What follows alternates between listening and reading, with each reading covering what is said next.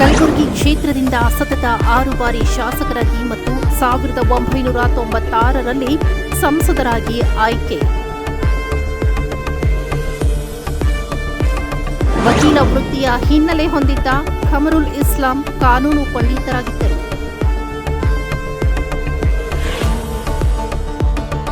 S M Krishna ಮತ್ತು ಸಿದ್ದರಾಮಯ್ಯ ಸಂಪುಟದಲ್ಲಿ ಪ್ರಭಾವಿ ಸಚಿವರಾಗಿ ಕಾರ್ಯನಿರ್ವಹಣೆ.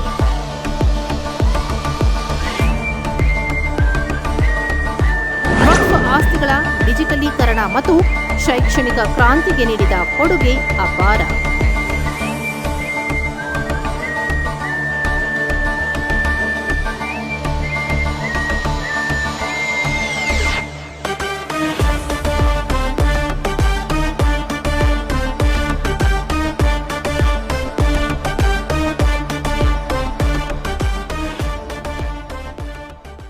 ಕಲಬುರಗಿ ರಾಜಕಾರಣದ ಇತಿಹಾಸದಲ್ಲಿ ಖಮರುಲ್ ಇಸ್ಲಾಂ ಅವರ ಹೆಸರು ಅಚ್ಚಳಿಯದ ದಾಖಲೆ.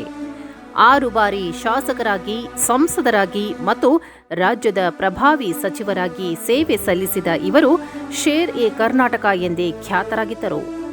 ಕೇವಲ ಒಂದು ಸಮುದಾಯಕ್ಕೆ ಸೀಮಿತವಾಗದೆ ಎಲ್ಲರನ್ನೂ ಪ್ರೀತಿಸುತ್ತಿದ್ದ ಖಮರುಲ್ ಇಸ್ಲಾಂ ಅವರ ಬದುಕು ಮತ್ತು ರಾಜಕೀಯ ಪಯಣ ನಿಜಕ್ಕೂ ರೋಚಕ. ಶಾಯರಿಗಳ ಮೂಲಕ ಸದನದಲ್ಲಿ ಚರ್ಚೆಗೆ ಮೆರುಗು ನೀಡುತ್ತಿದ್ದ ಈ ಧೀಮಂತ ನಾಯಕನ ಜೀವನಗಾಥೆ ಇಲ್ಲಿದೆ ನೋಡಿ. ಖಮರುಲ್ ಇಸ್ಲಾಂ ಅವರು ಜನವರಿ 27, 1948ರಂದು ಕಲಬುರಗಿಯಲ್ಲಿ ಜನಿಸಿದರು. ಎಂಎಸ್ಐ ಕಾಲೇಜಿನಲ್ಲಿ BA ಮುಗಿಸಿ ಹೈದರಾಬಾದ್ನ ಉಸ್ಮಾನಿಯಾ ವಿಶ್ವವಿದ್ಯಾಲಯದಿಂದ LLB ಪದವಿ ಪಡೆದರು. ವಕೀಲ ವೃತ್ತಿಯಲ್ಲಿದ್ದ ಇವರು ಕಾನೂನಿನ ಚೌಕಟ್ಟಿನಲ್ಲಿ ಜನರ ಸಮಸ್ಯೆಗಳಿಗೆ ಸ್ಪಂದಿಸುವ ಚಾಕಚಕ್ಯತೆ ಹೊಂದಿದ್ದರು. 1978ರಲ್ಲಿ ಮುಸ್ಲಿಂ ಲೀಗ್ ಅಭ್ಯರ್ಥಿಯಾಗಿ ಮೊದಲ ಬಾರಿಗೆ ವಿಧಾನಸಭೆ ಪ್ರವೇಶಿಸುವ ಮೂಲಕ ತಮ್ಮ ರಾಜಕೀಯ ಜೀವನದ ಅದ್ಭುತ ಪಯಣವನ್ನ ಆರಂಭಿಸಿದರು. ಕಲಬುರಗಿ ಕ್ಷೇತ್ರದಲ್ಲಿ ಇವರ ವರ್ಚಸ್ಸು ಎಷ್ಟಿತ್ತಂದ್ರೆ ಕಾಂಗ್ರೆಸ್ ಅಲೆ ಇದ್ದ ಕಾಲದಲ್ಲೂ ತಮ್ಮ ವ್ಯಕ್ತಿತ್ವದ ಬಲದಿಂದ ಜಯಗಳಿಸುತ್ತಿದ್ದರು.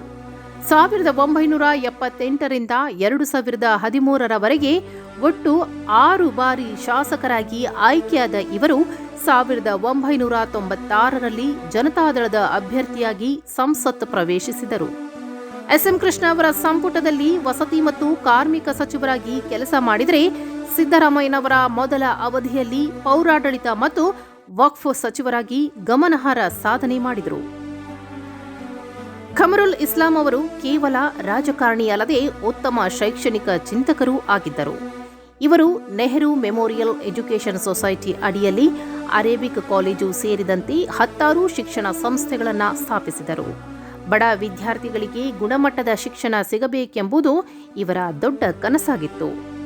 ಇವರು ಸ್ಥಾಪಿಸಿದ KCT ಇಂಜಿನಿಯರಿಂಗ್ ಕಾಲೇಜು ಇಂದಿಗೂ ಸಾವಿರಾರು ವಿದ್ಯಾರ್ಥಿಗಳ ಭವಿಷ್ಯ ರೂಪಿಸುತ್ತಿದೆ. ವಕ್ಫ್ ಸಚಿವರಾಗಿದ್ದ ಅವಧಿಯಲ್ಲಿ ಖಮರುಲ್ ಇಸ್ಲಾಂ ಅವರು ಕ್ರಾಂತಿಕಾರಕ ಬದಲಾವಣೆ ತಂದಿದ್ದರು. ರಾಜ್ಯಾದ್ಯಂತ ಇದ್ದ ವಕ್ಫ್ ಆಸ್ತಿಗಳನ್ನು ರಕ್ಷಿಸಲು ಡಿಜಿಟಲೀಕರಣ ಪ್ರಕ್ರಿಯೆಗೆ ಚಾಲನೆ ನೀಡಿದರು.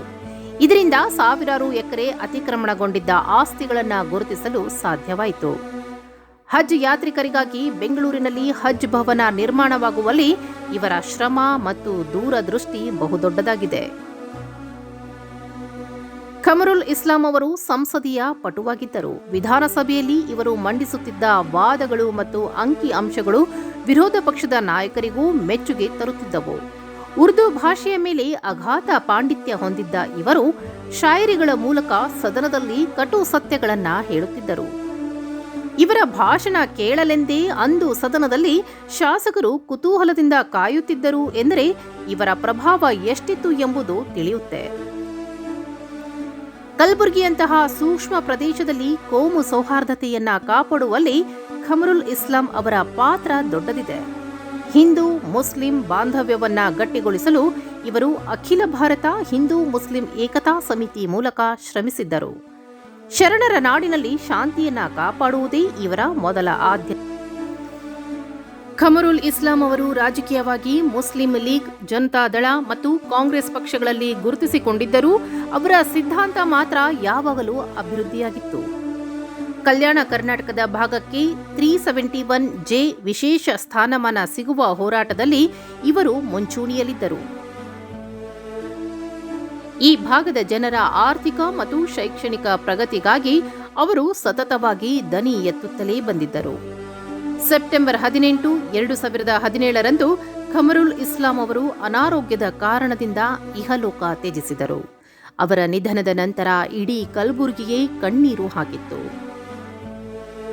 ಒಬ್ಬ ಧೀಮಂತ ನಾಯಕ, ಶಿಕ್ಷಣ ತಜ್ಞ ಮತ್ತು ಸೌಹಾರ್ದತೆಯ ಹರಿಕಾರರನ್ನ ರಾಜ್ಯ ಕಳೆದುಕೊಂಡಿತು.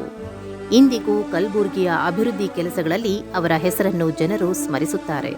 ಅವರ ರಾಜಕೀಯ ಜೀವನ ಇಂದಿಗೂ ಯುವ ಪೀಳಿಗೆಗೆ ನಿಜಕ್ಕೂ ಒಂದು ಮಾರ್ಗದರ್ಶಿಯಾಗಿದೆ.